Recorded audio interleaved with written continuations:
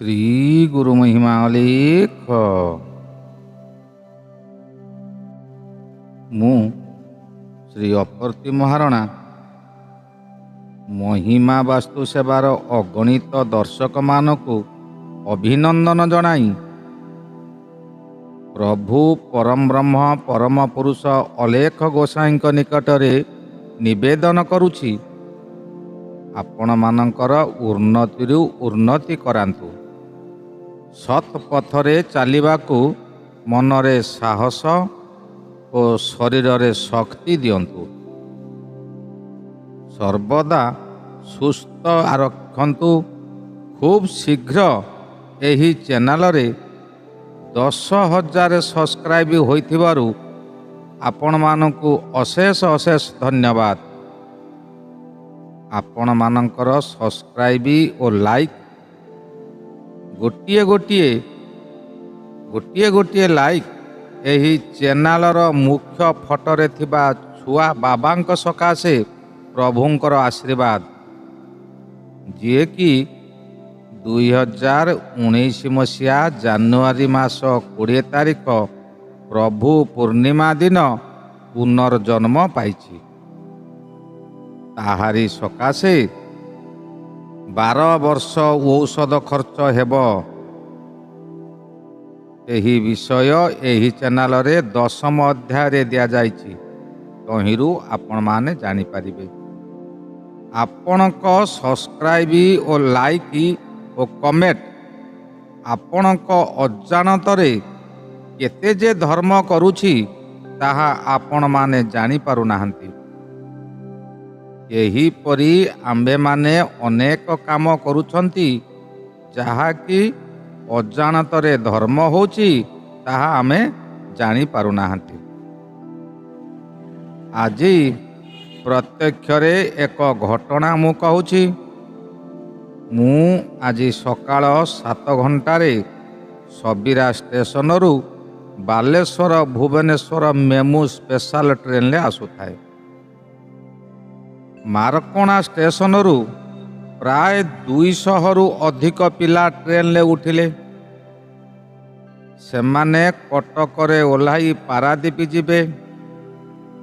ସାଧାରଣତଃ କଲେଜ ପିଲାମାନେ ଏକତ୍ରିତ ହୋଇ ଯଦି କୌଣସି ସ୍ଥାନକୁ ଯାତ୍ରା କରନ୍ତି, ସେମାନେ ଅତି ଖୁସି ହୋଇଯାଆନ୍ତି। ତହିଁ ମଧ୍ୟରେ କିଛି ପିଲା ଉତ୍ସୃଙ୍ଖଳ ମଧ୍ୟ ହୁଅନ୍ତି।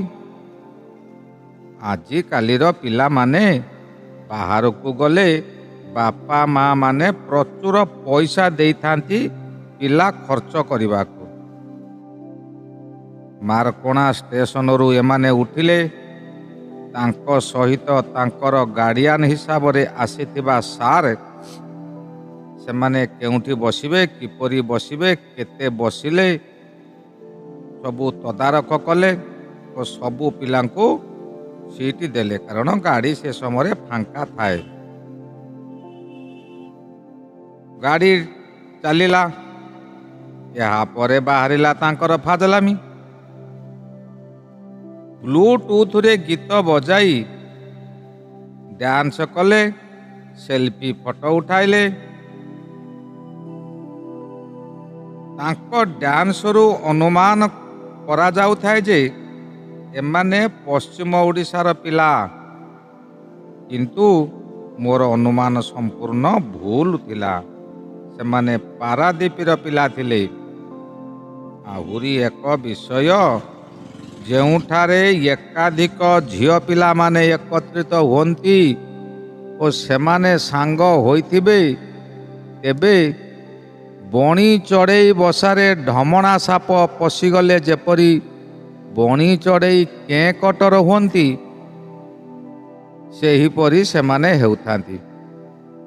ଗାଡ଼ିରେ ବିଭିନ୍ନ ଖାଦ୍ୟ ସାମଗ୍ରୀମାନ ରେଳବାଇର ବାରଣ ସତ୍ତ୍ୱେ ମଧ୍ୟ ବିକ୍ରି କରାଯାଉଥାଏ। ଜଣେ ଘୁଗୁନିବାଲା ଘୁଗୁନି ଧରି ବଗିରେ ଉଠିଲା ଓ ସମସ୍ତ ପିଲାମାନେ ଚଢ଼ାଚଢ଼ି ହୋଇ ଘୁଗୁନି କିଣି ଖାଇବାରେ ଲାଗିଲେ। 2 ଗୋଟି କମ୍ ବୟସର ଝିଅ ମୋରି ସାମ୍ନା ସିଟରେ ବସିଥିଲେ। ସେମାନେ ଦେଖୁଥାନ୍ତି, ପୁଣି ପରସ୍ପର ମୁହଁକୁ ଚାହୁଁଥାନ୍ତି।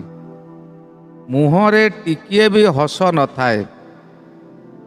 ଜିଭକୁ ଓଠ ଉପରେ ବୁଲାଇ ଦେଇ ତଳକୁ ମୁହଁ ପୋତି ବସିଲେ।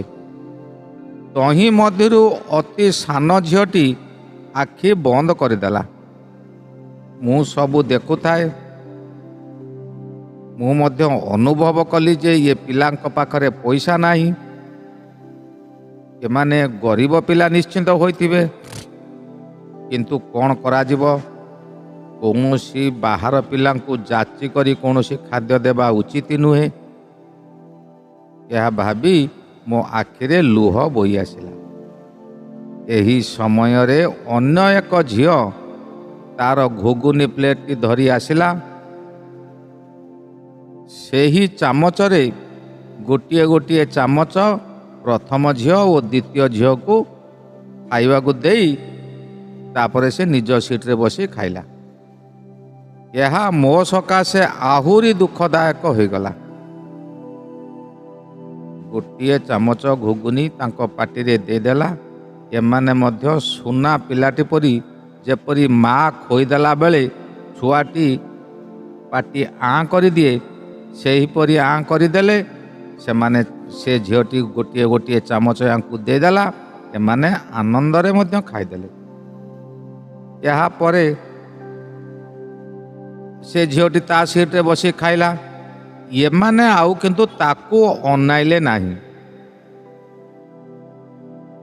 ଏ ବିଷୟ ଦେଖି ମୁଁ ବିକଳରେ କାନ୍ଦି ପକାଇଲି ଓ ସେହି ଝିଅଟିକୁ ଶତ ଧନ୍ୟବାଦ ଦେଲି ଯେ ପ୍ରଭୁଙ୍କ ନିକଟରେ ପ୍ରାର୍ଥନା କଲି ଏ ଝିଅର ମଙ୍ଗଳ କରନ୍ତୁ। କାହିଁକି ନା ସେ ଯାହା ବି ହଉ ଗୋଟିଏ ଚାମଚ ଲେଖାଁ ତ ଦେଇଛି। ଏହାପରେ ଏକ ମସଲା ମୁଢ଼ିବାଲା ଆସିଲା। ସମୟ ମୁଢ଼ିର ଆଚାର, ମସଲା ମୁଢ଼ିର ଆଚାର ଓ ପିଆଜ ବାସ୍ନା ନ ଖାଇବା ଲୋକ ମଧ୍ୟ ଅନାଇବ ଓ ପାଟିରୁ ଲାଳ ଢୋକିବାକୁ ବାଧ୍ୟ ହେବ।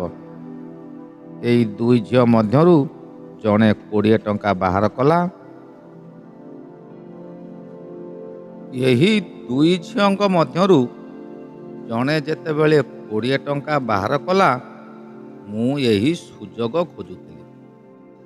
ମୋ ପାଖରେ ମାତ୍ର 100 ଟଙ୍କା ଥିଲା, ଯାହାକି ଯାଜପୁର ରୋଡ଼ ଷ୍ଟେସନରୁ ଅଟୋ ଭଡ଼ା କରି ଦେଇଯିବି। ସାଙ୍ଗରେ ମୋର ଲିଟିଲ ବାବା ନିରଞ୍ଜନ ମଧ୍ୟ ଥାନ୍ତି। ସେ 6 ବର୍ଷର ପିଲା। ତଥାପି ମୁଁ ସାହସ କଲି, ଚାଲି ଚାଲି ପଛେ ଯିବି, ଚିନ୍ତା ନାହିଁ। ଯାଜପୁର ଷ୍ଟେସନରେ ଓହ୍ଲାଇବା ପୂର୍ବରୁ ସେ ଝିଅ ମୋତେ 20 ଟଙ୍କା ଯାଚିଲା ଓ ଅନୁରୋଧ କଲା, କାନ୍ଦିଲା ମଧ୍ୟ।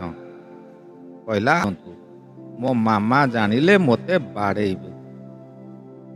ମୁଁ ତାଙ୍କୁ କହିଲି, ମୋ ମାଟା ପରା, ତୋ ମାମାକୁ କହିଦେବୁ ଏହା ଭଗବାନଙ୍କର ଆଶୀର୍ବାଦ ସ୍ୱରୂପ ତୋତେ ଦେଇଛନ୍ତି। ଏହା ଶୁଣିଲେ ତୋ ମାମା ନିଶ୍ଚିନ୍ତ ଖୁସି ହେବେ, ତମକୁ ଆଉ ବାଡ଼େଇବେ ନାହିଁ। ଏତେ ଭୟାଳୁ ଓ ଏତେ ସଂସ୍କାରୀ ଘର ଝିଅ, ସେମାନେ କାହାରିକୁ ମୁହଁ ଟେକି ମଧ୍ୟ ଅନଉନଥାନ୍ତି। ଏମାନେ ହେଲେ କୋଇଲା ଗଦାର ହୀରା, ଖତ ଗାଡ଼ିଆର ପଦ୍ମ ଫୁଲ,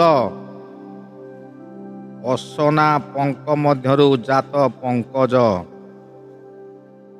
ମୋତେ 68 ବର୍ଷ ହେଲାଣି, କିନ୍ତୁ ଏଭଳି ସଂସ୍କାରୀ ଝିଅ ଦେଖିବା ମୋର ପ୍ରଥମ।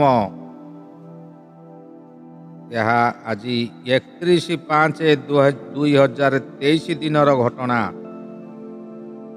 ଏବେ ମଧ୍ୟ ସେ ଦୁଇ ଜଣ ଝିଅକୁ ମୁଁ ସମ୍ମାନ। ଏ ଦୁନିଆରେ ଏପରି ଧାର୍ମିକ ଓ ସତ୍ ବ୍ୟକ୍ତି ସକାଶେ ଚନ୍ଦ୍ର ସୂର୍ଯ୍ୟ ଆତଜାତ ହେଉଛନ୍ତି। ଏଇଭଳି ଚଳିବା ଭାରି କଷ୍ଟ। ଏ ଦୁଇ ଝିଅଙ୍କ ଶରୀରରେ ଜଣେ ନାରୀର ସମସ୍ତ ଗୁଣ ସମସ୍ତ ସୁଲଭ ଗୁଣ ତାଙ୍କ ଦେହରେ ଭରପୁର ରହିଛି। ସେମାନେ ଅହଙ୍କାରୀ ଓ ଗର୍ବୀ ପରିବାର ମଧ୍ୟରୁ ଆସି ନଥିବେ।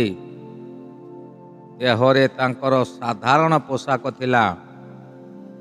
ଏତେ ଲଜ୍ଜାଶୀଳା ଯେ ନିଜ ଲଗେଜ ବ୍ୟାଗକୁ ଲଗେଜ କ୍ୟାରିୟରରେ ନ ରଖି ନିଜ କୋଡ଼ରେ ରଖି ଜାବୁଡ଼ି ଧରିଥିଲେ, ଯେପରି କିଛି ତାଙ୍କର।